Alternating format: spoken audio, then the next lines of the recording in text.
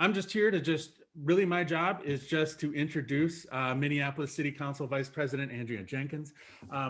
Vice President Jenkins is a writer and a performance artist, a poet, and an nationally and internationally recognized transgender activist.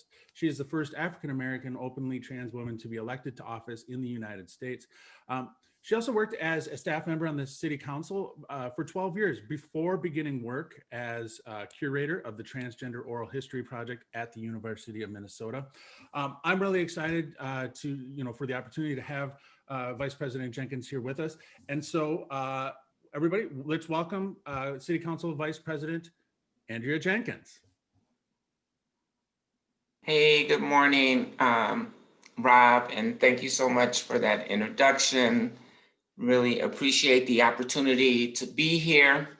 I do want to just shout out and thank Aziza for that poem. As a poet myself, I really appreciate the opportunity to hear some verses.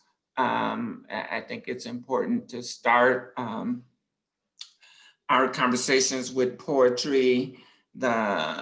The poet laureate of the United States, Tracy K. Smith, says that poetry is a tool to investigate the world as we know it.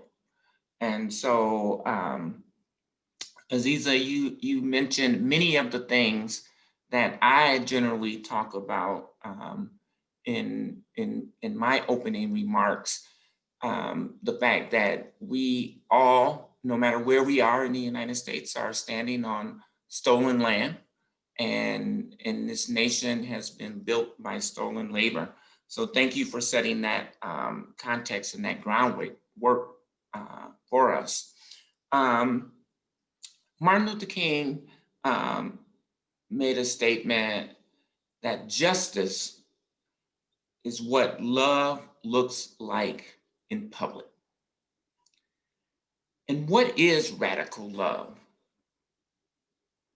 The elimination of self, of ego, in order to love others, the beloved community. You must kill fear and obsession with status, a focus on you. This past year, 2020, has really brought us so many challenges, but also so many opportunities. One of the images that we just saw this morning was the mural of George Floyd, who was murdered on May 25th, 2020. And set off a revolution all around the world. But that image, that mural, is literally 2 blocks away from my home.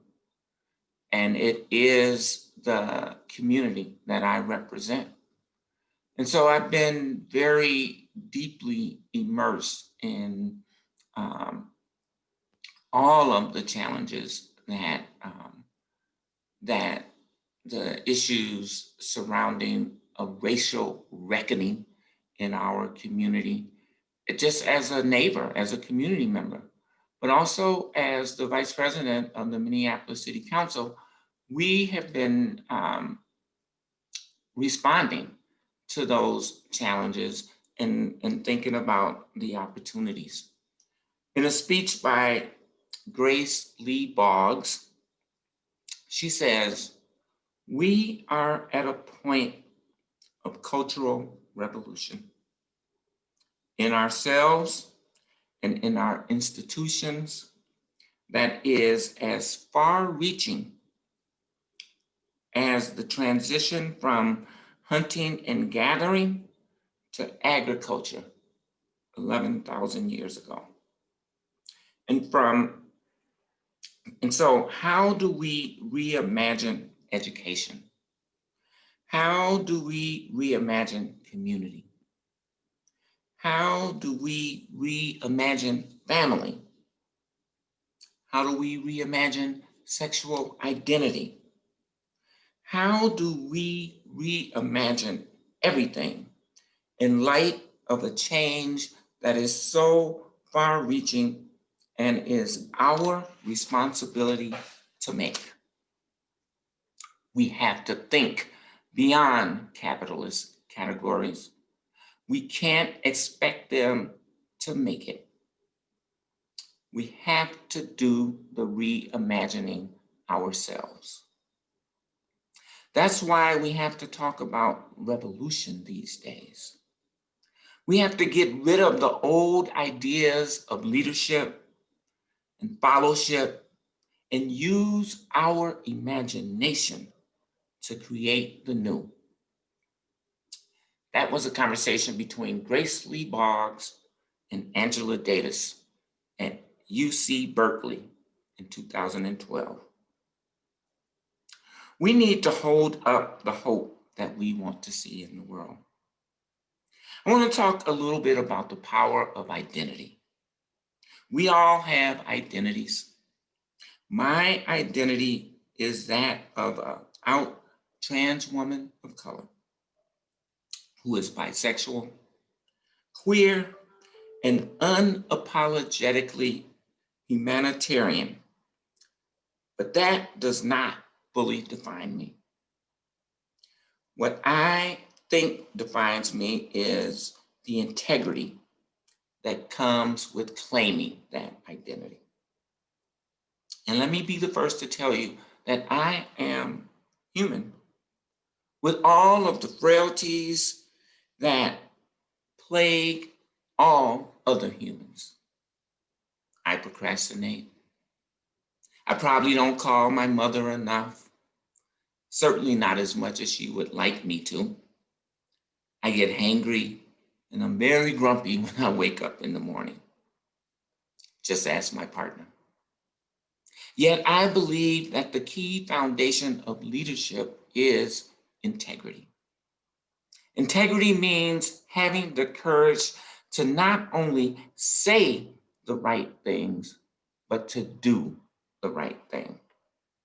Integrity means acknowledging your role in the movement and fulfilling that obligation. Integrity means speaking the truth about the structures that perpetuate the injustices and inequities in our society. Injustices like the genocide of indigenous native peoples of this land, the enslavement of Africans in America that created the obscene material wealth that fuels capitalism. Inequities that are centered in the place by which white supremacy that imprisons more Black men than any other place in the world, and mirroring a system of slavery that continues to disaffect the Black community today. As a queer woman of color, I must reimagine what love looks like in public. We must begin the work for trans justice to advance all human rights around the world. I want to leave you with a quote from Daryl L. Moore and Charles Stevens in an open letter to mainstream LGBT organizations that remain silent on Black Lives Mattering.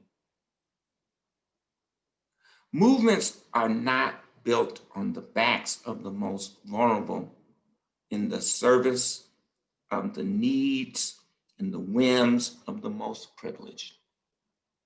Movements are built and succeed when they begin with the most marginalized of those spaces, always evaluating who is positioned in the center of power and always ensuring that asymmetrical power relations are corrected so that we might exist in a more equitable society.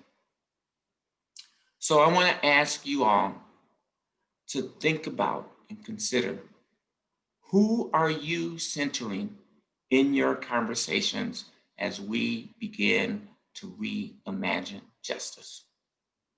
Are you centering the most marginalized people in that conversation? Black women, Native people, disabled folks, undocumented immigrants, women, period,